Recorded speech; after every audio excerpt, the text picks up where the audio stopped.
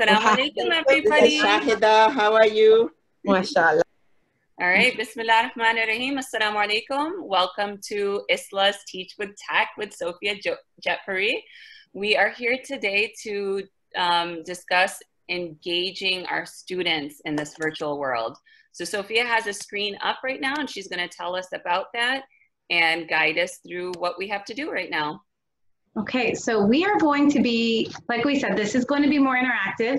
So if you could go to join.nearpod.com, Shaza, if you could type that in the chat box, just for anyone who wants to click on it, and you're going to type in that code. So we are going to join together and work together through the materials today. So you'll have the slides not only, being screen shared, but you'll have them on your screen, and you're going to be interacting with a couple of the elements that I have built into this presentation for today. I'm going to leave it for another minute. Shaza, can you type in the code as well? So I'm going to go ahead and open up our home screen. KWZSP. I'm not sure if it's case sensitive, but this shows me we have 4 people currently on. We're going to try to get to the solid 23, 24 number, try to get everyone on. And if you don't want to go on Nearpod, that's fine. I do have this shared so that, you might not be able to interact. I know we had 1 or 2 people who mentioned that they're driving and they're commuting and they're listening in. So you don't have to be on this. You can just listen in as well, or just look at the screen if you're not able to participate via the Nearpod. Sophia, for those of us who don't have an account, do we join like as a student or as a teacher? Just as a student, it should, when I tried it, like as long as you put in the code, it should work pretty quickly. Okay. Let me know if it's not working, then we'll just have to demonstrate some of the interactive elements and other things we'll work together on. Okay, and for some reason, I think the setting that I have for the chat, it doesn't allow you to like copy and paste. So you just have to remember. Okay. You should be able to click on that link that I just put in there. And then the code is KWZSP. I see it in the chat. You got it. So we have 11. Let's give it another minute. And I decided to use Nearpod for part of our engagement because our next session is a demo and tutorial on Nearpod itself, on how to set up Nearpod presentations. So this would kind of help you transition and build understanding of what Nearpod is prior to coming into that training. So I thought it's a great way to kind of leverage both of that together. Okay, we have 11 here. 14, that's looking good. Okay, I'm gonna go ahead and just get the intro. You're still welcome to join in as you're putting in the code. So like Shaza said, this is classroom engagement in a virtual world. And one thing I do wanna share is that we're in the virtual world, and it's a lot of the same principles are the same virtual and online. And that's one of the things we're gonna be hitting up. So for those of you who are new, I am Sophia Jetpuri. I'm a curriculum content consultant with Google. I'm currently a 7th grade reading, ELA, and social studies teacher at Alpha Academy in Georgia. I have 2 master's degrees. I've been in education for about 15 years in public, private, international, charter schools, kind of 3 or 4 different states and globally. So I'm really excited to get to share a lot of this new stuff with you for today. And she's secretly 80 years old. Just kidding. I started super young. Oh my gosh. Okay, so you're actually seeing the teacher screen. Now, Nearpod gives me the option to switch to student view. I'm going to keep this teacher screen up. That way you can also see as a teacher's end what you would do. So our first slide is, and it should follow you along. What do you hope to gain from this workshop? So this is interactive. I want you to share your thoughts or images and tell me, what do you hope to gain? And instead of typing in the Zoom chat this time, you were typing directly onto Nearpod. So let's do 1 minute on that. Let me do a quick timer. Oh no, I didn't build in a timer. Okay, I'll time it 1 minute. We have 16, let's hope for 8 responses. I'm not gonna go for 100% engagement, but we have awesome. Okay, so Nearpod is the next one. So Michaela, definitely come back, but this will give you a really good introduction into Nearpod.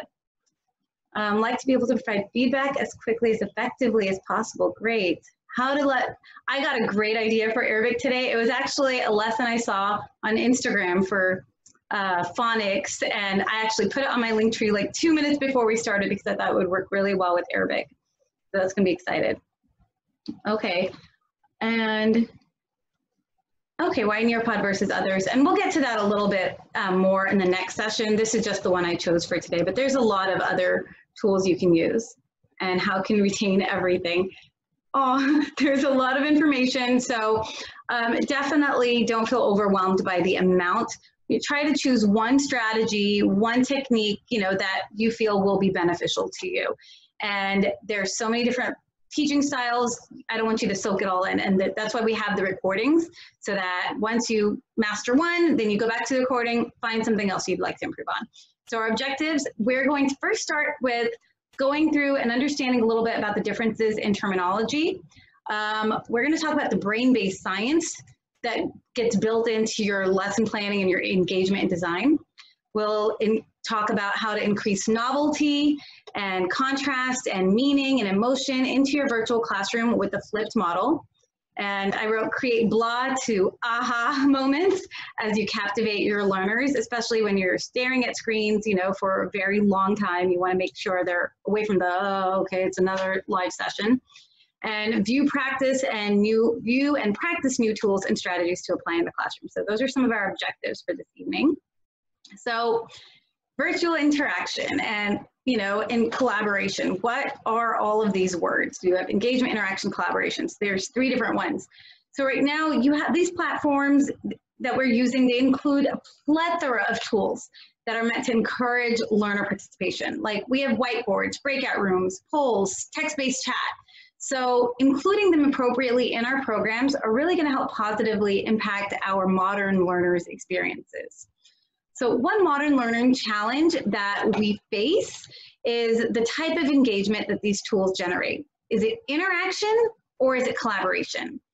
And, you know, when we say like something like you tell the learners to do something for 3 to 5 minutes, that's kind of old advice. You know, that approach, while it does generate interaction, it may not always lead to engagement, because it might just be like, oh, quickly answer a question and then they're going to walk away, or quickly respond to a poll question and then they'll tune out. So I want to really look at the difference between what is true learner engagement, because not, you know, anyone can press a quick button, but that doesn't necessarily mean they're engaged. So let's look at the meanings of each one of these, you know, slides separately. So what is interaction? We talk a lot about boosting interaction in the virtual atmosphere. Interaction provides learners with the opportunities to communicate during the event amongst themselves and with the facilitators, often through technology. We can use chat, emoticons, polls, breakout rooms, kind of like I mentioned before. So if you were in a live class, you would choose a student to read the paragraph. Now, is that them interacting or is that engaging? So Sister Muslimat, if I have you read the second paragraph for us. Interaction keeps our programs moving.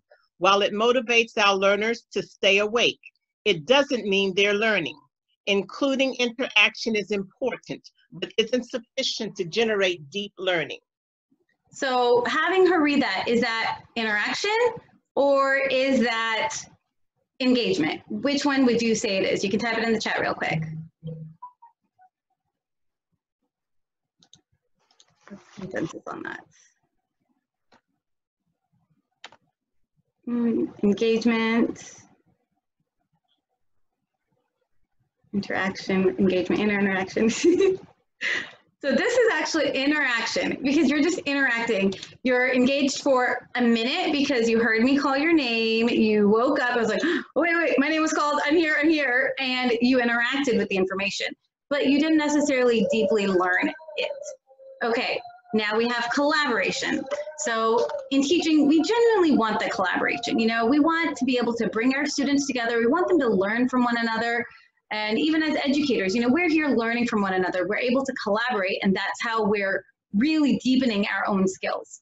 So learning happens best during collaboration. It allows our learners to build the baseline information that they may have gotten, like readings or videos, and they get to practice all that higher order thinking. So we're keeping this up there, but we need collaboration, we need interaction, we need all of it. Now, the difference is we don't want you guys to be like TV, okay? You're not going to, the reason we're moving on to engagement, because you don't want to be just like a YouTube video that their teacher sent. And, you know, that's fine. It's great to send those videos, but you don't want to be just like another TV in the background. They're listening, but they're texting on their phone or drawing something on their, you know, paper while they're just have you on the camera. You want to be so that they're so engaged to where you're not going to be a TV. Now, there's two different kinds of engagement that we're going to be discussing. The first one is serial engagement. So normally, this is more often seen in face-to-face environments. Serial engagement activities really often ask the learners to contribute one at a time and one after another. So for example, we might ask our students and learners to say a name, like go around the room and say one fact about you, and then everyone goes around, they all introduce themselves one at a time, and they're only engaged for a quick minute. So if I went around right now and said, okay, Halima, Shahida, and Arab, each one of you tell me one thing about yourself. You could tell me that you are engaged, but that's for such a quick minute. And that's definitely harder to do in the virtual atmosphere because, you know, there's time restrictions. You don't have the time to necessarily talk to everyone in that way. Some of these exercises take a really long time, and there's some benefits because it is more well controlled and it works really well in smaller groups. What we're going to try to get our classes to look like is to have concurrent engagement. So activities that engage the participants at one time constitute concurrent engagement. And you really only see this approach in the virtual classrooms because of, I guess, to say kind of the lack of structure that makes it harder in a face-to-face classroom. In a virtual classrooms, you could ask all of your students at the same time, everybody go on that Jamboard.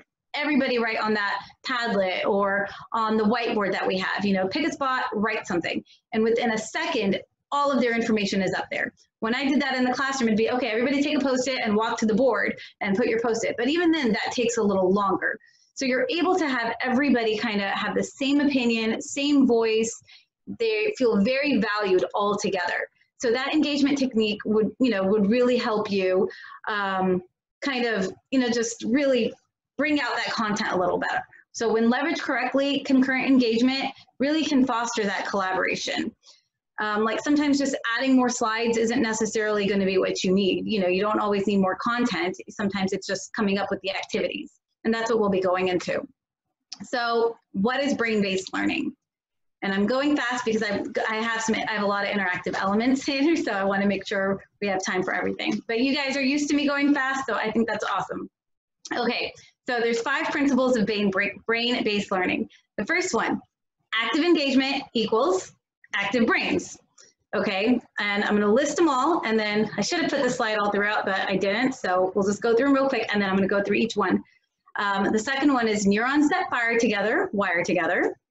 And then visions trumps all other senses. Social learning mirrors neurons, and failure precedes success. Okay, so we're going to go through them more in detail, but first we're going to do a quick poll. So Douglas McGregor, an MIT professor, says that active engagement and active brains, for the very first principle, you have theory Y and theory X. And Shaza, I put this in for you specifically because you are so research and database that I was like, I know Shaza's going to get out of this. All right. Yeah, I said to Sophia that I would always love to have some of that theory underlying the practice. And I hope that all the practitioners aren't going to, proverbially hit me over the head with something. But this was really cool. This really got me. So when you look at theory Y and theory X, theory Y is, as an educator, do you consider yourself, and you have to choose all 4, self-motivated, ambitious, you're able to exercise self-control and want to do well at work. That's theory Y. Alternatively, do you consider yourself inherently lazy, you're not really happy with your job, you love teaching, not really happy where you are right now, you need that supervision, you need a little bit of extra help sometimes, and you're motivated by punishment and rewards. You know that, you'll get a bonus at the end of the week if you do really good, or you'll get accolades from your colleagues. So in a quick poll, how would you rate yourself? Okay, and I still have the teacher view on here, so I can actually see your responses. You'll be able to see how others actually respond as well, but I wanted you to be able to see, you know, what the teacher would see when you're on Nearpod. So you have about 45 seconds. How do you see yourself? Did it start? Okay. All right, so remember to go back to your Nearpod screen. If you guys had all joined Nearpod, go back to that screen, because Sophia's got a screen up that we would see as the students where we're going to rate ourselves. But if you don't have that, go ahead and feel free to use the chat. I see some people using the chat. Yeah. And this is just self-reflection. You know, we're all here for each other. We're working together, and you guys are all here. I see you all as motivated. But as a whole, like if you could go through all 4 of them, you know, which one would you be leaning towards? Can you remind us what's X and what's Y? I can go back real quick. Yeah, I think I might have done the wrong one. Oh, so did I. Oops. I said I'm X. I'm inherently lazy. Kind of lazy, needing supervision, and close, you know, motivated by more punishment and reward. Theory Y is you're self-motivated, ambitious, and you want to do well. Okay, so thinking about that guideline, you know, just knowing as if you're a virtual leader and you're holding the theory X where you're not very motivated, or you really need that punishment or the reward, you know you're only going to do your lesson plans on time because your principal is going to be calling you and messaging you, versus like, let me just do it. What kind of actions are you going to expect from your students? You know, if you're not that motivated, you know, in terms of your own brain based, like, I guess, guideline, you know, if you're not following that guideline as an active engagement, active engagement equals active brains. If you're not actively engaged, your students aren't going to have active brains. So kind of think about your own self-reflection as we go through this, because it's really important to follow that first guideline. You have to be active on your own. Guideline number 2, what does this one tell us? So it tells us that neurons that fire together wire together. So basically, you know, together we are going to learn better, basically. You know, you begin with what the learners knows, build on that using stories, metaphors, create context. I have some images I wanted to show you. Okay, so how does this story demonstrate the brain-based guideline? Neurons that fire together wire together. And I'm going to let you unmute yourself or raise your hand, and Shaza can call on you and share kind of a quick, you know, feedback. What do you think on this one? How does this story or this image share this guideline? I'm watching. Sister Mick or brother Mick, I don't. Michaela, sorry. I should change that. Okay. I think when everyone is engaging in the same activity and excited about the same thing, it's almost like you're yawning, right? When you see someone else yawn, you also yawn. Yeah. The same thing. I love it. That's a great example. You're going to make me yawn just saying the word yawn. Sorry. This one, I have a dream. How does this one demonstrate the guideline? Neurons that fire together, wire together. Anyone want to share their thoughts on this one? It motivates everybody dream. Yeah. I mean, because if one person has a dream, now everyone has that same vision and everyone's going to work towards that common goal. Okay, and I think I put one more. Oh, no, I didn't. Okay, so third guideline, vision trumps the other senses. So if you know that vision trumps the other senses, what will you do, knowing that vision trumps the other senses? So in your Nearpod, it'll give you an option to put a quick response. And we have 20 of us. So I'm going to try to get to 50% engagement here. So now I don't know how to get to my Nearpod and respond. I can see mine too. Same here. You can't see yours? Okay. So I don't know, because I log in a little later. That's why. No, yeah, I don't want to lose you, so I'm okay. I lost mine. So Muslimatu, I think you just need to minimize your Zoom screen so that you are can minimized. Oh, okay, and then you went back to your internet browser. I thought I did. All right, so make sure my name is up there, so I must have come in and signed up at some point. Or maybe you closed out. I just noticed that I closed out of my Nearpod screen tab. I don't want to hold up because I really want to get all of this. I'm good. Okay. Well, right now you can see that, you know, it says I have 5% participation. We have one answer. So we have, I think someone who wrote, use vivid pictures to show what I'm teaching, And that's one of the amazing benefits about being an online platform, that you can have slides and pictures and imagery and checklists and charts, and everything is completely there for visual learners. But knowing that vision trumps the other senses, we're still missing out something that I'm waiting for here. Yes, colorful graphics. No one's got it yet. Come on. See, this is where I would be like, okay, I'm going to give you like an extra credit. You get to eat in my class. You get to use a virtual background now. Move and face. Say your question again. If you know that vision trumps the other senses, what will you do? If I know that it trumps, I would start visually, but I would also go and use the auditory and the kinesthetic part. See, yay, you get to use a virtual background. Good job. So that's what I was trying to get to, actually. Salt. And everyone, most people salt again. Imagery. Because the imagery is already there. No, go through it that way. Able to get to our other senses. Great response. And that's kind of what we're going to get to in a minute. We're going to talk about the learning styles, because vision's already there. You know, we already have all of our slides and imagery on the computers. The kids are looking using their eyes all day long. We need to be able to bring in the other senses. Okay, guideline 4, social learning fires mirror neurons. So I put 2 quotes here. Let's see, Sister Majida, could you read one for us? And I'll just have you interact with the text. Sure. People learn from one another, sometimes without even realizing they're doing so. With the increasing shift from face-to-face meetings and events to virtual and digital formats, careful thought must be given to how we build human integration into learning solutions. Thank you.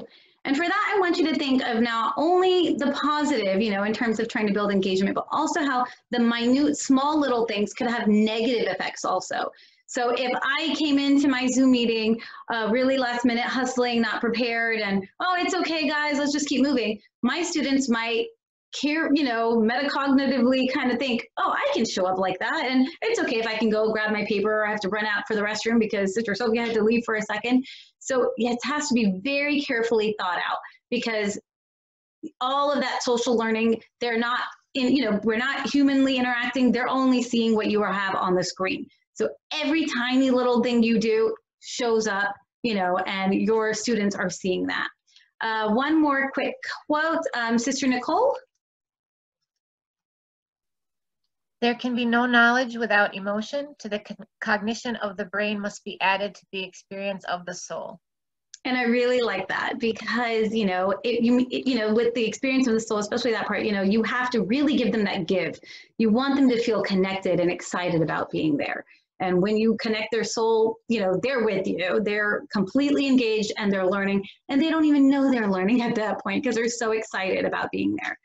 Okay, so some social learning tips to, you know, follow up with the last guideline. We had a lot of people who said that they could use visual stories, social collaboration, you know, like you guys are talking here and having breakout rooms, exhibit positive energy and enthusiasm. Like, I'm here trying to smile, but this morning, we woke up with our power out. My daughter had a tantrum in the first 5 minutes of the morning, and we realized because the power was out, alarms didn't go off, phones weren't charged, so we were already late. We missed the bus. Daughter had a tantrum, ran into my closet, pulled something. My entire closet broke down. All of my clothes are still on the floor, and I had to run and get my kids to school, and I had class in about 15 minutes. I was like, take a minute, and I can't do it, because if I walked in my class, okay, I'm so upset and I'm negatively charged and my emotional state wasn't there, that's gonna, you know, feed off to my students, even though we're not face to face. That social environment is still there on the screen, and they're still picking up on your energy. So it was a, "Assalamu alaikum, guys, how are you?" And you put on that smile and, you know, you do what you gotta do, but it's really important to have that. And the very last brain guideline is failure precedes success. And, you know, just a couple ones that, you know, most of you guys would probably be familiar with, like no pain, no gain. Like when you're exercising or anything you're working hard at, you know, it's going to be hard.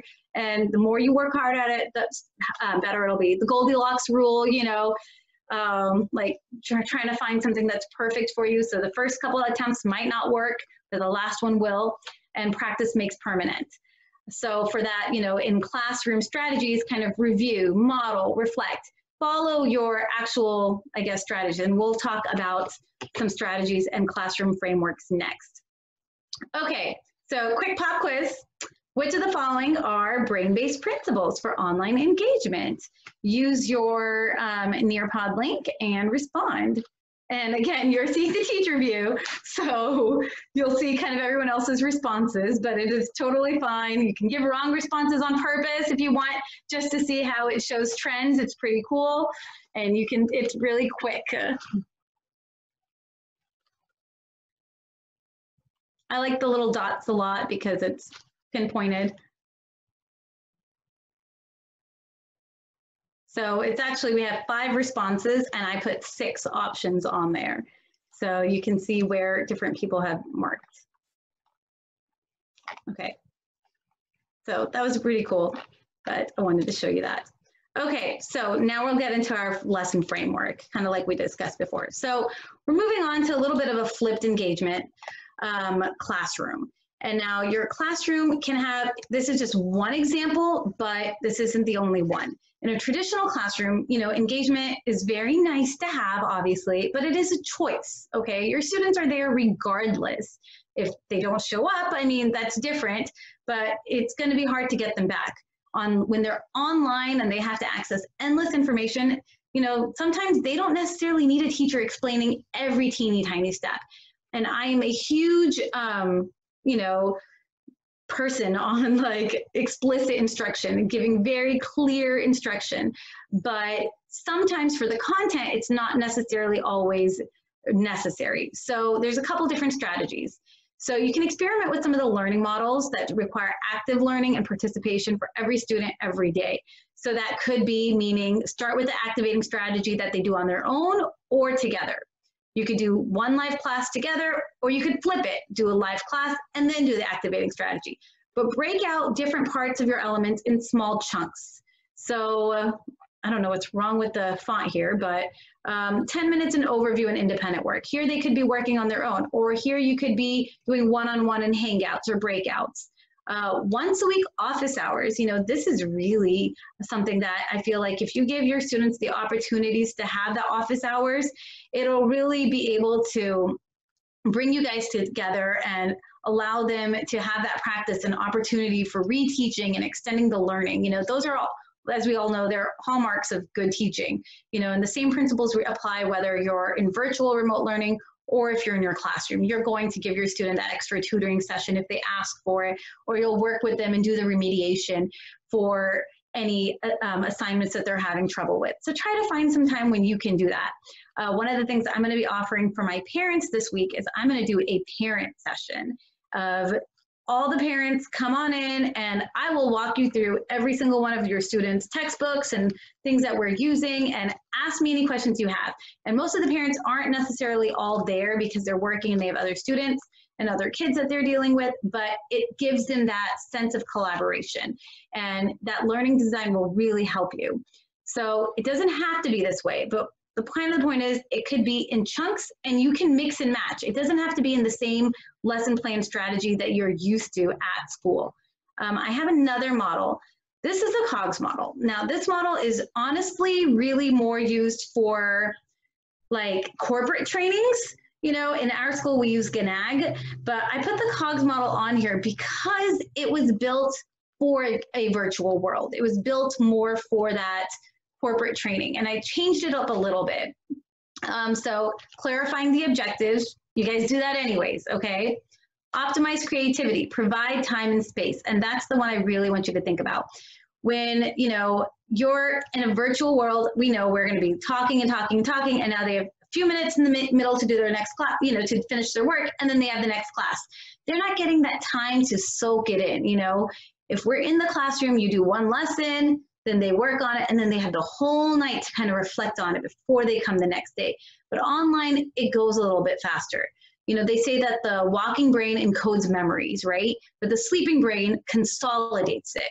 So try to have everything chunked down with defined goals, defined structures, you know, have it make it so that it's, you know, followed up for them. Like, and the very last one, the COGS model, was solve interesting problems.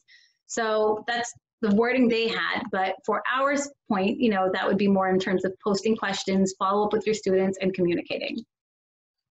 Okay, and this is where we're back to that brain-based principles about learning styles and engaging all of our learners. Parents and teachers have known for a long time that not all children learn the same way. We as adults don't learn the same way, okay? So while students may be equally intelligent, the same teaching methods may not be effective for all individuals when it comes to learning and retaining information. And many professionals recognize that there's more than, you know, learning styles. There's like 7 or 8 different learning styles. I just kind of put a couple of primary ones. I put auditory, visual, kinesthetic, tactile, and then I added exceptional because I want you to think about the exceptional learners as well, even though it's not a learning style, but I wanted that to be something that you guys think about, you know, and it's a struggle to constantly adapt to your teaching, adapt your teaching to all the different learning styles, but think about what you can do. It's more about actively kind of thinking, how can you engage every type of learner? Now your visual learners are already engaged. They already have slides and charts and graphs. Your auditory learners are pretty well engaged too because they're listening. It's easy to put a YouTube video or a recording or an ebook, but the tactile and kinesthetic is where we need to work on adapting to these students. And I have a couple of different ideas that I've done or I've seen teachers do that I'll share with you. Let's look at what we have here though real quick. Kinesthetic, you know, you could do a project, they could make a project at home and then take a picture. Just because we're on virtual learning doesn't mean everything has to necessarily be an online platform. It could be make this, take a picture or send me a video and, you know, show it to us. Simulations, field trips, role play. The last one I put on here, physical ball, rolling, chair, and flex bands. This is something where you could recommend, if you know you have a student who needs to be a little bit more kinesthetic, you could recommend a change in their learning space where you can suggest the parent to get them a different type of environment in their own house to where they have that kinesthetic option. For myself, I ordered something called calm strips for my kids, and it's like a little strip and they all have different textures on them.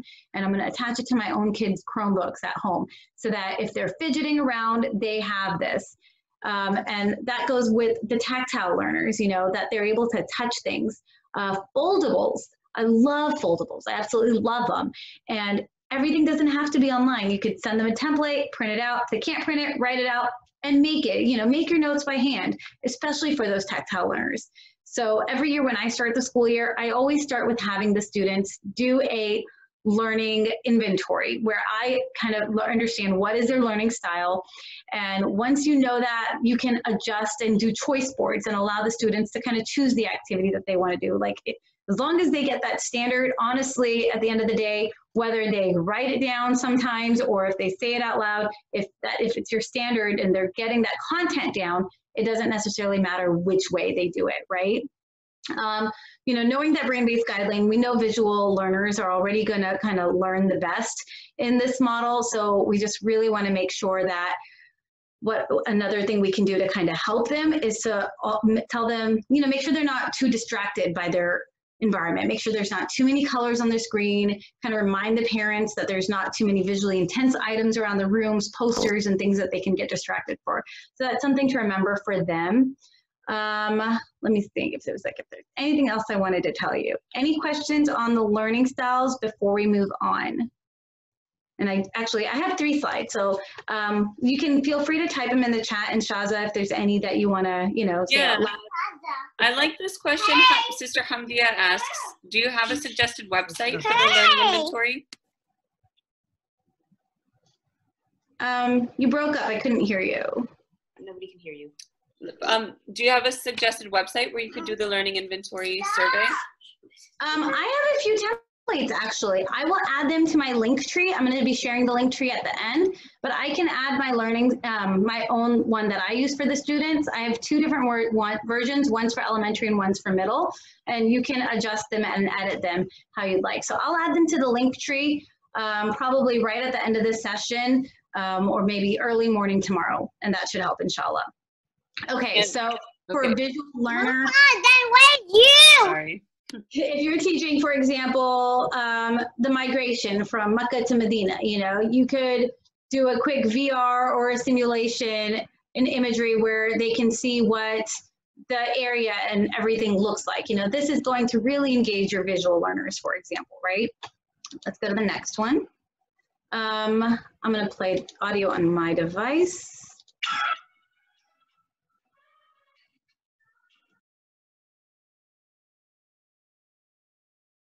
Oh, we can't hear it, Sophia. Are we supposed to be able to hear it? You mute, if you mute yourself, then we can't hear. Can you hear now? Not well, no.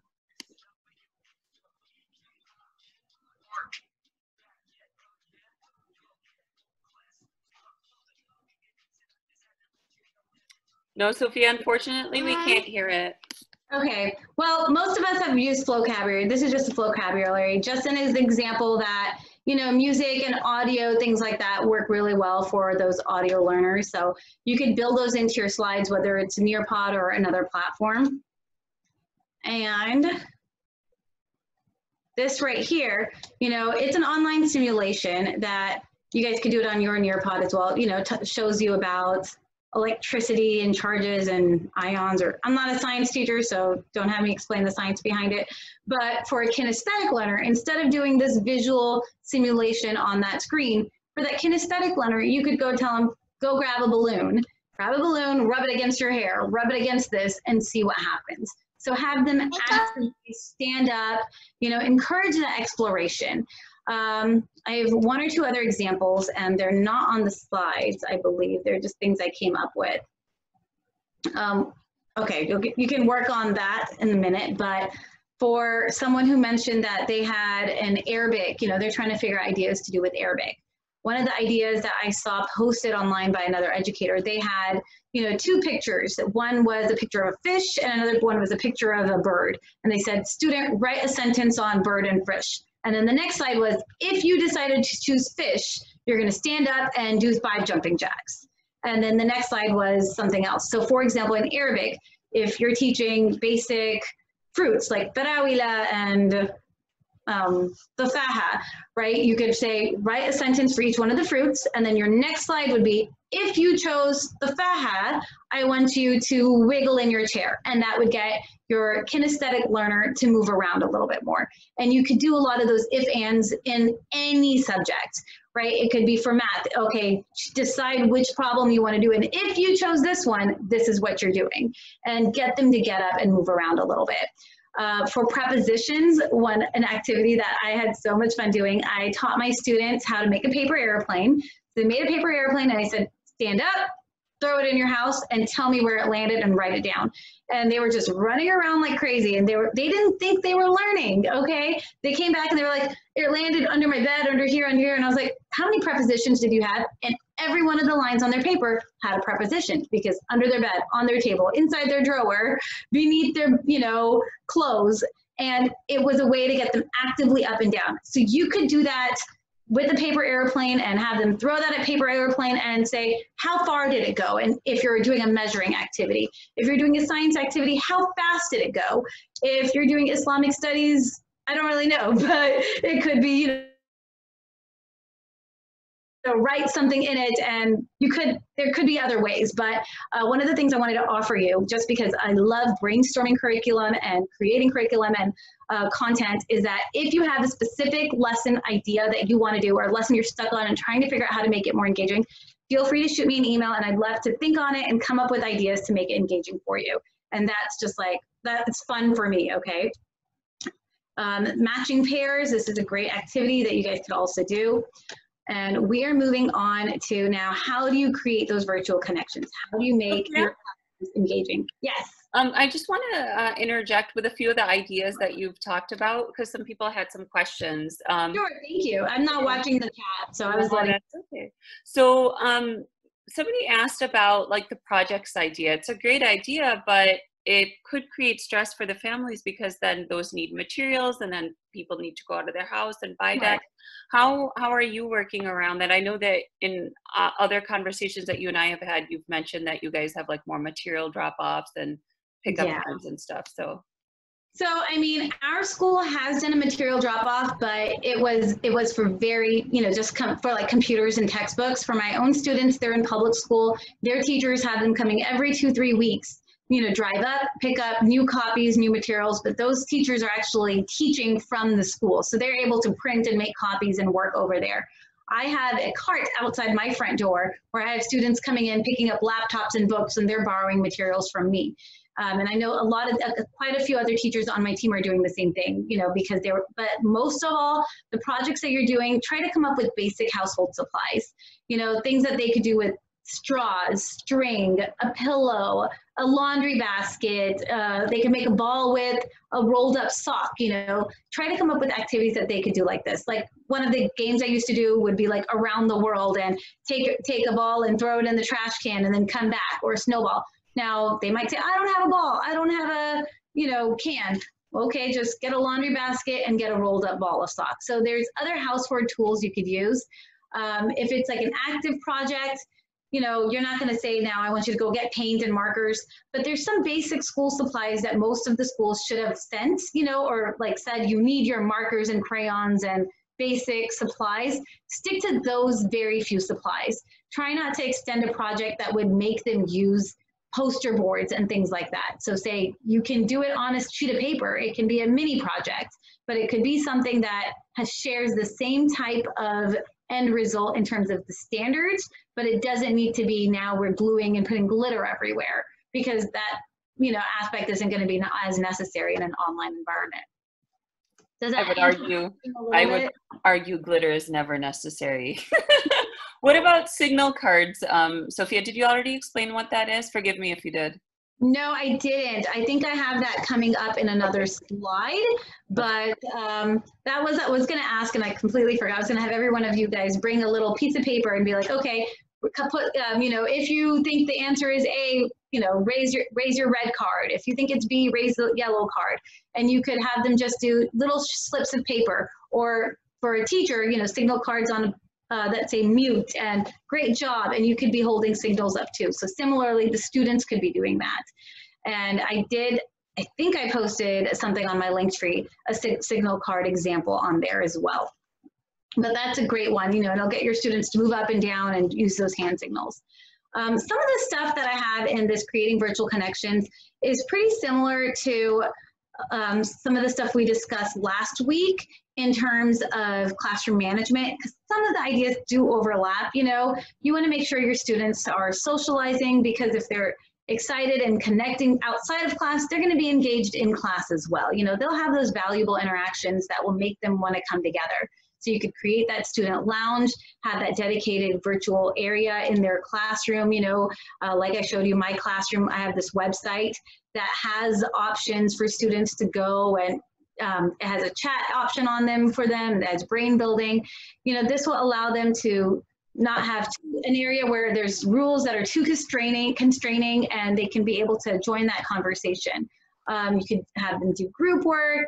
I put outdoor meetings on here because I'm going to try to convince my principal to let me have my students meet in the park, because I'm watching pictures of them and families are telling me, oh, we had 5 of us and we're at the mall and things like that. So I would love to be able to take a huge field and put every kid in a hula hoop, and everybody stay in your own hula hoop 6 feet apart and do one type of gathering or something like that. But everyone's situation is different. I don't know if my admin's going to be okay with it, but I would love to be able to do something like that. Okay, now all of this theory, how are we going to put it in practice? And I know we only have 10 minutes, but that's why I used the Nearpod, because you were able to see a lot of the examples, during the Nearpod. So part of it is you're going to be using your flip design and different classroom model. honor that different people do different things for different reasons, and all of your students are different, you know. So you have the motivation marble jars and badges that we shared in the last class as well. Have that motivation. You know, even negative behaviors have motivation. Sometimes there's something that a student does or doesn't want, you know, or a lack of success in a physical classroom is also going to play a role in how the student views themselves and their mindset as a learner. So think about that motivation. Roles and perspectives and class jobs. I did post something in my link tree for class jobs last week, and it is still there, and that will get them engaged. So you might have a student who is coming in and they're your attendance monitor, and another student who's engaged as the note taker for the class, and to have them engaged in different strategies. So giving them roles and perspectives will allow them to assume control and assume, you know, that ownership, and that will be a good place to start. Have students kind of help them prepare their remote space, so space, climate. I have that website that I have, but you know, in school you could say you could shut the classroom door, but you can't necessarily do that. So tell them to, you know, create their own space in a way that it's not going to be distracting for them.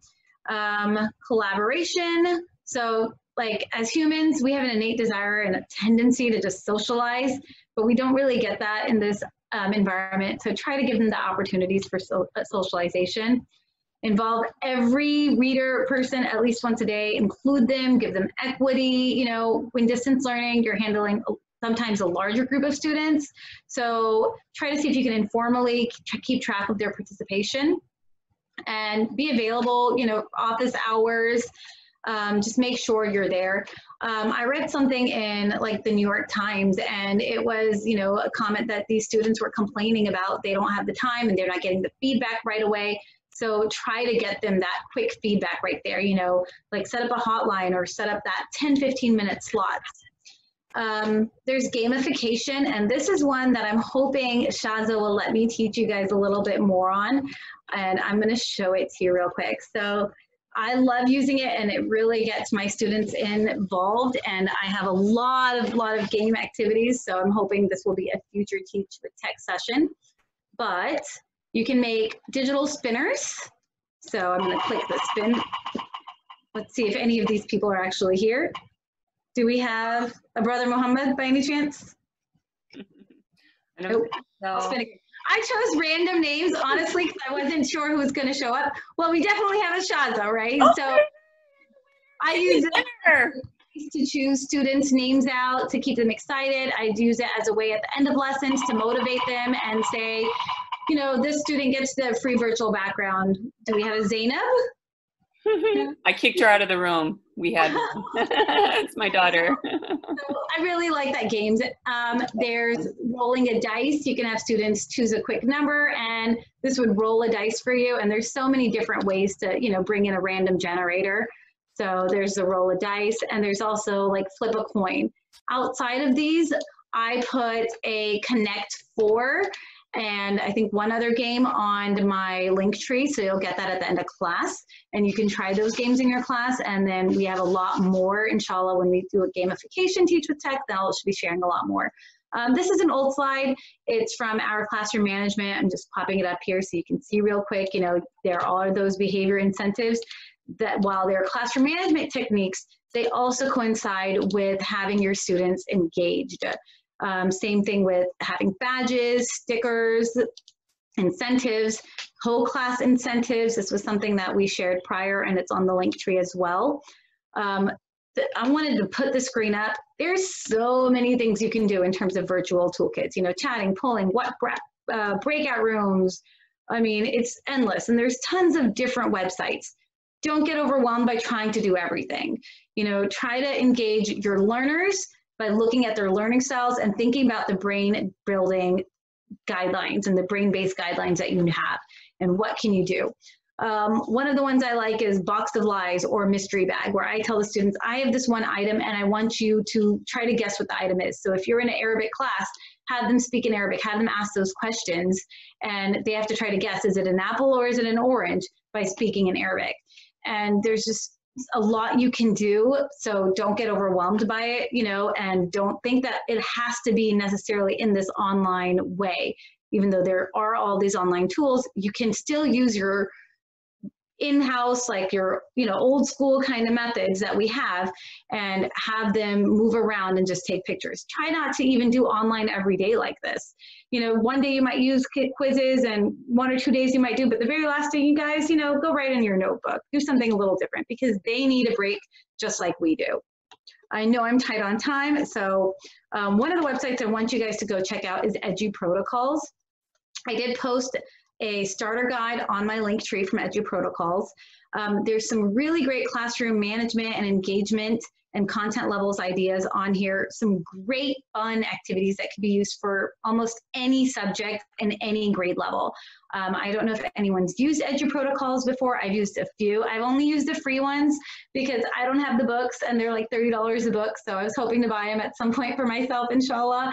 But the free ones have always worked really well, and they're fun, engaging, quick activities that you can use. So definitely try out that website. I wanted to share Desmos for the high school and math teachers, just because this is great in terms of simulations and the graphic tools that it adds in for geometry and some of those. And then again, Class Dojo, because while this is more of a classroom management one, like we discussed in our last Teach with Tech, it can also be used for engagement, because if the students have a voice and they have a positive environment, they're going to be, better engaged in your class. Make sure, you're not only talking endlessly, refer to your slides, just some deadly mistakes, make sure you have discussion, make it hard for your students to not participate. If they're excited, they're going to want to participate, and they're going to want to keep going on. And don't lecture. I know I lectured you guys a lot today, but don't do that as much, give them the opportunity to really share and talk. I'm going to skip this one. This is a quick fill in the blank. Actually, no, you guys can do it. It's a quick fill in the blank. And there's only one little bit left right after this. Let's see what you guys can do. Fill in the blank and see how much you retain from everything we did today.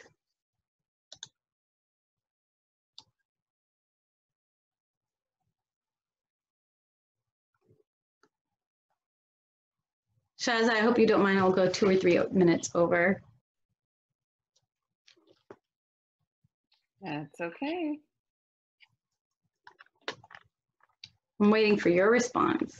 Hamdia says, Quiz and Kahoot are great tools, but so much planning for Quran, Islamic, and Arabic teachers. Any suggestions on how to make it easier? And then somebody asked, can we use that virtual toolkit in Google Classroom? And lastly, Sister Shaima's sharing that my students love to play quizzes, games, and science. Good. Yeah, I mean, as unfortunately, just because the way quizzes and Kahoot are, they take so much time. My suggestion there is to really use our ISLA network. Message out on the forum and see what other teachers are teaching the same subjects, the same kind of grades, and make a little pod of teachers that are creating the same content. So if you know that you're teaching about Prophet Suleiman one week and somebody else is teaching about the tafsir of Surah Bayyinah the next week, and both of you guys are about to teach the same thing, have one teacher work on one quiz and another work on another, and you guys can collaborate together. Because our schools are in the way that we don't honestly have huge teams. We're not huge districts, but that's why we're all here together. So if we're able to use the forums, you can find partner teachers just amongst ourselves. And I'm sure we have so many of us that teach similar content. And I think that will really help, especially because those are very heavy in terms of planning for the, putting those on quizzes and Kahoots. You could always do quick audio files and have them match up audio, or, have them record audio, but that's my number one suggestion. Use that collaboration, use ISLA to your advantage. I mean, I have over 6,000-7,000 emails from ISLA because I've been an ISLA educator since the very first year I started teaching. So like my entire span of education all started from ISLA, and I have everything, and it's my go-to whenever I'm stuck. So from what we kind of discussed, if you have an engaged classroom, you're going to be able to see effective environment for your learning. You're going to see positive personal relationships. And this is all by using those brain-based techniques that we talked about. If you use that flip framework, then you're going to see that it's going to really heighten students' motivation, their sense of purpose, sense of responsibility. And, you know, in the end, you will get that interactive, engaged learning that you want. Student-to-student interaction is a valuable component in our virtual classes. But by establishing the social presence, you're going to be able to develop a balanced learning framework, and you're going to be able to have tools that enable students to bond and work together. So be intentional as you connect your students. We have a variety of opportunities for collaboration through your courses, and you'll end up with a really engaged classroom. Jazakallah for your time tonight. I know it's getting late and I don't want to keep you. We are 10 on the dot. That's my ISLA email address and Instagram. And then the link tree is here. It is on your Nearpod. So if you click on it, it will take you to the Edu protocols, the gamification, the wheel spinner, and some of our other things from previous. And I will add in the learning style inventory a little later tonight or tomorrow morning, inshallah. And Jazakallah. Thanks for listening. Right. Thank you so much, Sister Sophia. Really appreciate you always. Thank you all so much for joining on a Tuesday evening. And inshallah, we'll see you guys again soon.